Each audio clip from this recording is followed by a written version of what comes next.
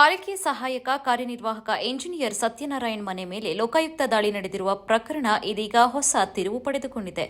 ಸತ್ಯನಾರಾಯಣ ಅವರಿಗೆ ನೀಡಿರುವ ಪ್ರಮೋಷನ್ ಕಾನೂನು ಬಾಹಿರವಾಗಿದೆ ಎಂಬ ಗಂಭೀರ ಆರೋಪಗಳು ಕೇಳಿಬಂದಿವೆ. ಪ್ರಮೋಷನ್ ನೀಡುವ ವೇಳೆ ಸರ್ಕಾರದ ನಿಗದಿತ ಮಾನದಂಡಗಳನ್ನು ಸರಿಯಾಗಿ ಪಾಲಿಸಲಾಗಿಲ್ಲ ಎಂದು ಆರೋಪಿಸಲಾಗಿದೆ. ಈ ಕುರಿತು ಸಮಗ್ರ ತನಿಖೆ ನಡೆಸಬೇಕು ಎಂದು ಮಲೆನಾಡು ರಕ್ಷಣಾ ಸೇನಾ ಹಾಸನ ಜಿಲ್ಲಾಧ್ಯಕ್ಷ ದರ್ಶನ್ ಮಲ್ನಾಡ್ ಆಗ್ರಹಿಸಿದರು.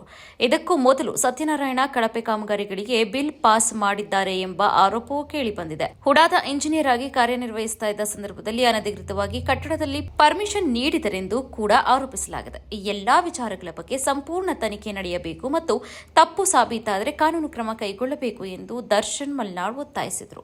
ಮಾಹಿತಿ ಅವ್ರಿಗೆ ಪ್ರಮೋಷನ್ ಆಗಿರೋದು ಮಾಹಿತಿಯ ಪತ್ರಗಳಿದೆ, ಕಾನೂನು ಬಾಹಿರ ಅಂತ ಹೇಳ್ತಾ ಇದ್ದೀರಿ ನೀವು.